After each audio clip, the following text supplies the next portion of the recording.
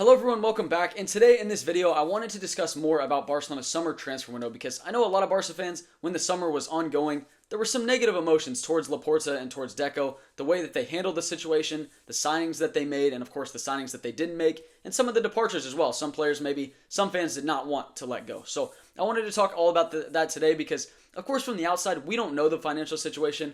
Laporta and Deco, they know more about it, so I guess it's hard for me to clearly judge them because I just don't know all the numbers and what they had to do to even register Dani Olmo. So, I don't think a lot of Barca fans were expecting a ton of signings, but I think some Barca fans were feeling a little bit negative. But the way that Barca have started, of course, there are definitely some positive emotions going on right now because Hansi Flick and the team, they could not have done better to start this year. But I just wanted to talk more about the transfer window specifically and also some upcoming news as well. And I wrote some names down, but I'm guessing I'm going to forget someone. But looking at the signings that Barcelona have made this summer, it was Dani Olmo for 60 million from RB Leipzig and then Pau Victor for 2.5 million from Girona. And then they also promoted Marc Gasol to the first team. But other than that, I don't think they made any more signings, maybe some for the B team or from the youth teams. But for the first team, those are the two signings that they made. And I know a lot of Barca fans, a lot of us anticipated Nico Williams joining this summer because there was so much talk around that, and Laporta himself came out and said that he wanted to sign a left winger and a defensive midfielder, but it ended up with Dani Olmo and Pau Victor. And Pau Victor was a no-brainer because it was such a low-risk signing. He did very well with Barca Athletic last season, so 2.5 million is a steal for him in my opinion.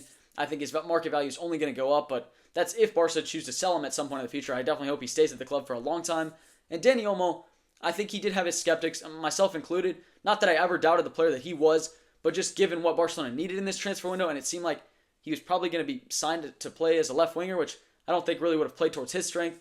But Rafinha has been on the left, Dani Olmo has been in the middle, and that has worked so well. And in the two games that we've seen Dani Olmo, it just looks like he's going to be such a great player. Of course, the perfect fit for Barcelona coming from the academy. And so I'm very happy with that signing. And like I said, I'll completely admit that I was a bit skeptical, not because of who Dani Olmo was as a player and how he was going to fit into the team, but just based on the needs that Barcelona had. And I think Gundogan as well leaving maybe opened up the way for Dani Olmo to play centrally and not waste 18 million a year on Gundogan. So I think the way that it ended, I was pretty impressed with Laporta just getting it all registered and everything. There definitely looked a little bit scary at times that Dani Olmo wasn't going to be registered, and it took a little bit. But overall, of course, they missed the mark. I wanted them to sign a left winger, but if Rafinha is doing so well, it looks like he deserves to start. And Gundogan, I was upset with him leaving, but just looking back, I think the way that they started, of course, if that had went any different, I'd be probably rating the transfer window a lot lower than I will be. But I think Laporta, given the financial situation, which I think he had a lot of work to do this summer, just to sell some players because the financial fair play, it was looking difficult for Barcelona to even make a new signing or register that signing anyways. So I think overall, I'm pretty content with the way that Barcelona ended the transfer window. Of course, if Nico Williams also would have been able to join, I think that would have been a great transfer window, but it's all right. I think Dani Olmo, it seems like he's going to be a great and a very important player for Hansi Flick. Pau Victor is a good squad addition, and I think some of the sales that they made, some of the players that they offloaded from the club, it was the right time to do that and open up the way for Barcelona to potentially sign some more players in the next years to come, because I think their financial situation hopefully looks a little bit better after this summer because they did make a lot of sales. And also wanted to talk about the players that departed from the club this summer. And to start the departures, of course, İlkay Gundogan, he left on a free, which, that 18 million a year that Barcelona was paying him, it's huge to save that. And like some Barca fans brought up, when everyone was healthy, he probably wasn't going to be starting, to be completely honest, because Pedri, Frenkie de Jong, Gavi, and then Dani Olmo as an attacking midfielder. That's a stacked midfield, right? But the big question is, can those players stay healthy? Which, for me, is one of the biggest concerns going into this season, because I think the squad, it does look a bit thin. And of course, with Bernal being out for the rest of the season, of course that did not help. That was just horrible news. I just could not believe it in seeing that because he just started the season off so well. But that's one thing that I'm a bit concerned about with Gundogan leaving, because he was such a consistent player. He played maybe 40, 50, 60, I would say 85% of the games for Barca he played in. So he was a consistent performer in the midfield. Missing him is going to be big, I think, sporting-wise. But then financially, I do understand 18 million a year is a lot. But Laporta gave him that contract himself, so I'm so confused about that. But Gundogan leaving, I think quality-wise, that does harm the team. But given the financial situation, I understand letting him go for 18 million. And who else? Julian Araujo to Bournemouth for 10 million. I would have liked to see him maybe get a chance at Barca, but I understand Hector Fort looks like the backup right back, and Koundé, of course, is so good. He was going to be the starter always when he's healthy, and I hope he does stay healthy. So I understand Julian Araujo being sold for $10 million, and I think they did buy him. They signed him for $5 million from LA Galaxy, if I'm remembering correctly. So it seems like that's decent business. Maybe they could have got a little bit more, which some Barca fans said. And then Mikhail Faye, he went to Rennes. I don't really watch the French league much, but Barca, they do have a buyback clause on him, so I'm glad that happened, because I think if they would have just outright sold him, I would have been a bit disappointed not being able to see Mikhail Faye potentially become a first-team player at Barcelona. But because they have a buyback option, if he does really well there, Barca, they do have the option to bring him back to the club, which I think is a great thing. Who else? Marcus Alonso left on a free, definitely the right time. Don't know why Barca really signed him in the first place, but to get his wages off the table, that's good. Aurelio Romeo, he left on loan to Girona, but I don't think he's really going to be joining Barcelona back. It's probably just he's going to stay there on loan, and then Girona hopefully would buy him permanently. If that works out, that would be great. And then Mark Yu for $6 million from Chelsea. I mean, I thought he was potentially going to stay, and I would have liked to see him there, but with Pau Victor coming in and doing so well, Vitor Roque just joining the club, I understood him looking for game time elsewhere. Don't think it's going to be at Chelsea for his career. I think that's a pretty bad move, but for Barca, $6 million, it's not the worst. And then, of course, Cancelo and Felix, they are both gone. I think they didn't really have that high of a salary. They were good squad players to have, but I just think in the biggest moments, they just didn't do great. I think Joao Felix, he started the season very well, but honestly, I'm completely fine with him not being in the squad this season. One season was enough for me. Same with Cancelo. I think he started the season very well, but in the biggest moments, I remember that run of games, which it was PSG he was really poor in, Madrid, and then Girona. He was also very, very poor in all of those games. So, I think it's just the right idea for Barca not to re-sign him. Seemed like Hansi Flick also agreed with that. And then Vitor Roque on loan as well. I hope he does very well at Real Betis. I do like that move for him, and I'm glad that it's not permanently, so then Barca can see if he potentially becomes a great player. I really like that, of course. Would have liked to see him get more of a chance at Barcelona before he was loaned out, but it's nice. I think he's going to get consistent game time there. I hope he does start a couple games. I did see that he played in that last game against Madrid, and I think he looked decent when I watched him. I didn't really watch the full game, but just I saw him, so I wanted to watch it a little bit. Seemed like he did pretty good, so I hope that he has a very successful loan spell there. It's, I think, 1 year, but they might have the option to do 2 years. Then I think they can also buy him, but then Barca have a buyback option. It's some weird deal. I'll have to get the details about that. But overall, I think those departures are pretty good. And then also, Barca, they brought back Eric Garcia and Pablo Torre, both back on loan from Girona. And I think those can be two good squad players. Pablo Torre, I think he was pretty impressive in preseason. Eric Garcia moving into the midfield is very interesting for me. Maybe it will work out. And of course, given the fact that Marc Bernal just got injured, Gundogan left the club, the midfield, it does look like it has some options. Like you have space to kind of go into that midfield if you potentially play well there. And Christensen, of course, being out until December now. I think Eric Garcia will definitely get some minutes, so it's good to have him as a squad player. I hope he does well. I think he looked decent with Girona. I don't know if he's ever really going to be a starter, but who knows? I could be wrong about that. But overall, with all the departures, as well, Linglet, that was huge to get rid of him because his wages are crazy. Cannot believe that was the last thing that Bartomeu did before he left the club. He said, let me renew Linglet until 2026. I don't know what the thought process was there. That was ridiculous in my opinion. But of course, Barca, long term, you just want to get Linglet off the wage bill. And if you have to loan him out every single year until that happens, so be it. I mean, you just don't want to be paying him and him sitting on the bench because he's just not, I don't trust him at all to start because of what we saw. So, yeah, overall, I think they did get rid of some players that were costing the club a lot. I think financially, hopefully they got the club to a better, maybe to closer to that 1-of-1 rule that we want to see Barcelona be at some point. And then the arrivals, Dani Olmo for $60 million. In the first 2 games, he looks incredible, to be completely honest. I mean, as I said, I wanted the club to sign a true left winger, but Dani Olmo, he looks great. So I'm excited about that. I think overall, I think they did have a pretty productive summer looking back at it. And as the summer transfer window was going on, I think a lot of Barca fans, they were feeling pretty negative because even Laporta himself admitted, and it was very obvious just watching Barca play, that the 2 priority signings should have been a left winger and a defensive midfielder, and we ended up with Dani Olmo. Dani Olmo is a player with a lot of quality and that can fit in very well at Barca, but if you only have $60 million, if you can only really sign one player, I think some Barca fans really would have liked it to be a left winger. But Nico Williams, it didn't work out, and he didn't have a direct replacement on the market. I mean, some people said Rafael Leao, Kvaratskhelia. Those weren't options this summer. They were going to be too expensive.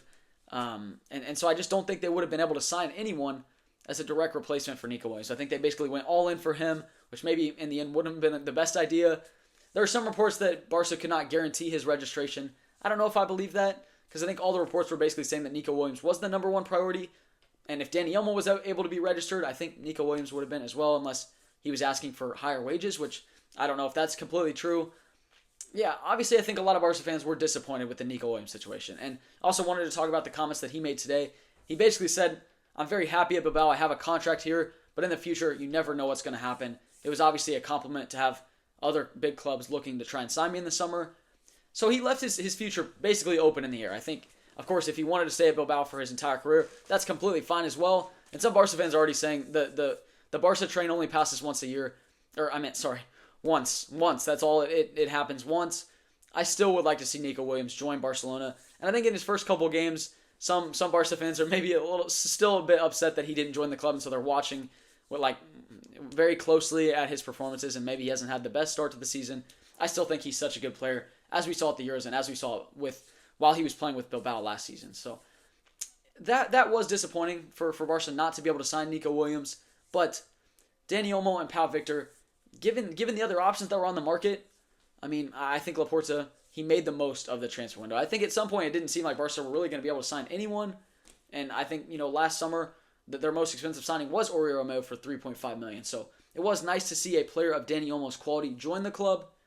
And the departures, as I said, I was a little bit upset with the Gundogan situation. But now that Dani Olmo is playing in the middle and Rafinha is doing so well on the left, I also think that's a big thing. And I wanted to make a separate video about it because I think Rafinha deserves that. I think he's been so good in the first 4 games that it almost makes you forget about the gap that you have in the squad. And hopefully when Ansu Fati comes back, he's able to play that left wing role as well. But Rafinha has been so class in the first couple games that it almost makes you forget that that's a huge gap in the squad. And I mean, he said himself, there's a lot of talk that Barca needed to sign new players, but we have a good squad. And I love that belief from him. I love his attitude and his effort every single game. And it's so nice to see him, succeeding very well under Hansi Flick so far. And I really do like that 4 attacking team that Hansi Flick is setting up with Lamine Yamal on the right, Dani Olmo and Rafinha kind of swapping, but basically Dani Olmo in the middle, Rafinha on the left, and then of course Lewandowski up top. I've really liked that so far. And a big question for me is the squad depth good enough going into a 50, 60 game season for Barca? That is to be answered because Sergio Domingos, he played in the last game. I mean, the center back, I thought Eric Garcia was going to be out for a long time, so basically it was Cubarsí and Inigo Martinez. And you can run into a lot of injury problems there, especially they're going to go off to, Cubarsí's probably going off to international duty. Maybe he's going to play there. So it's hard to play that many games on young players. Of course, we saw what happened with Pedri. You just don't want that to happen again. So you don't want to overplay someone like Cubarsí, Lamine Yamal, that people are also talking about Lamine Yamal maybe playing too much. So the squad depth for me is a bit concerning. And I think the way that Hansi Flick has set the team up has been great. But that's also why I was upset that Gundogan left, because I know 18 million is a lot, and it's great that Barca saved that this season, given the fact that maybe even when everyone's healthy, Gundogan wouldn't be starting.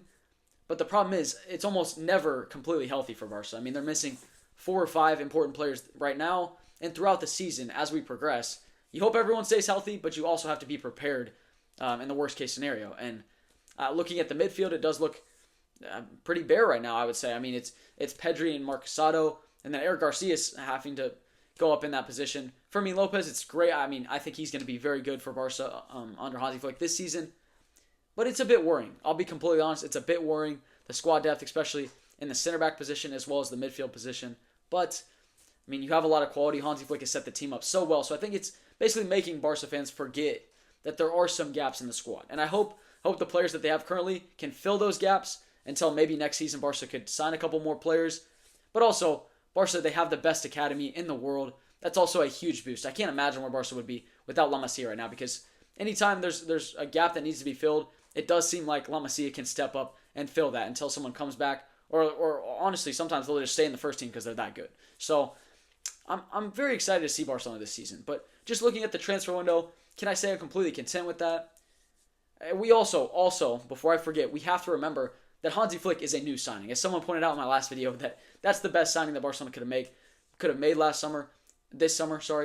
He's been so good. He set the team up perfectly so far. He's gotten the best out of all the players. They look like a cohesive unit. They look so good, and this is the potential that we wanted to see. And just all the players that they have right now, I think Hansi Flick is going to be able to get the best out of them. So I'm really excited to see that. overall, the transfer window, I think it was some lows for sure, with Nico Williams staying at Bilbao, getting the 10, and some Barca fans were still thinking he's going to join the club. That was not going to happen. But Dani Olmo, it looks like in the first 2 games, he just has so much quality. I think he's going to be a great fit at Barca, especially playing through the middle. I really am excited to see him play there more. And then Pau Victor as well can be a good rotation player. But, the center back position, especially with Christensen, Araujo, and is that it? The two center backs that are injured? Yeah, that doesn't help. And they're out with both long-term injuries, so now you really have 2 center backs currently.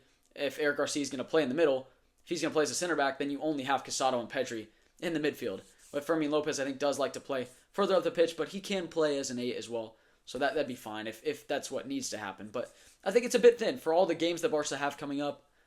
We'll have to wait and see. But I'm very excited with the way that Hansi Flick, as I said, has set this team up, and I think he's made Barcelona fans forget about those negative emotions in Barcelona's transfer window when it was going on. And it's international break, so I'm going to try and make some videos, try and be creative. But as I'm saying, I kind of just wanted to talk about the transfer window.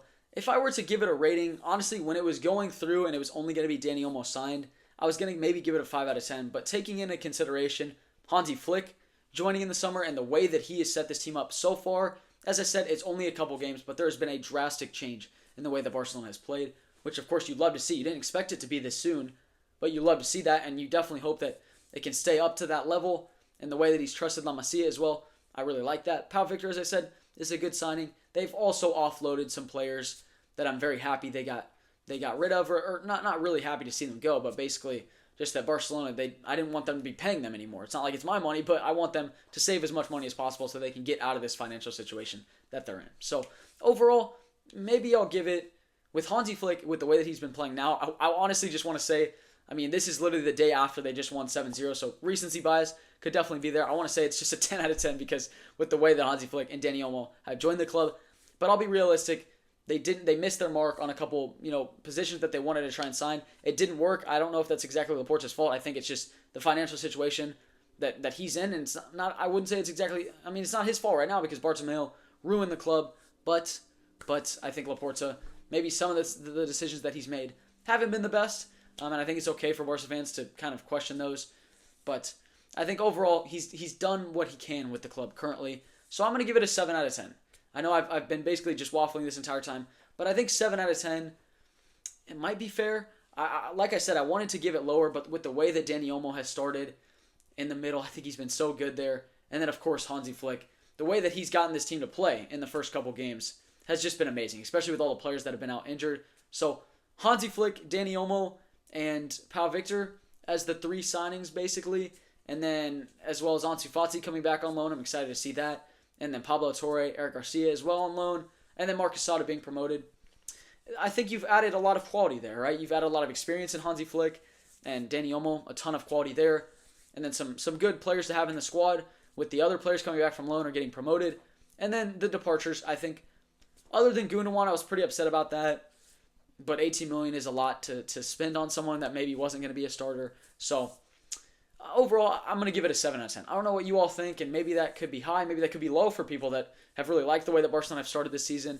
But yeah, those are just my thoughts. But as always, thank you very much for watching my video. I really do appreciate it. As I said, I'm going to try and continue to make more videos because when Barca isn't playing, it's a bit boring. Some of the things that you see in the media, it's just not really true, so I don't really want to talk about it that much. But I will try and make a couple videos, maybe talking more about my thoughts on the first 4 games of Hansi Flick's time in charge of Barcelona. So I'll definitely continue to try and post. But as always, thank you very much. Visca Barca as always, and I hope you all have a great rest of your day. See you all later. Peace.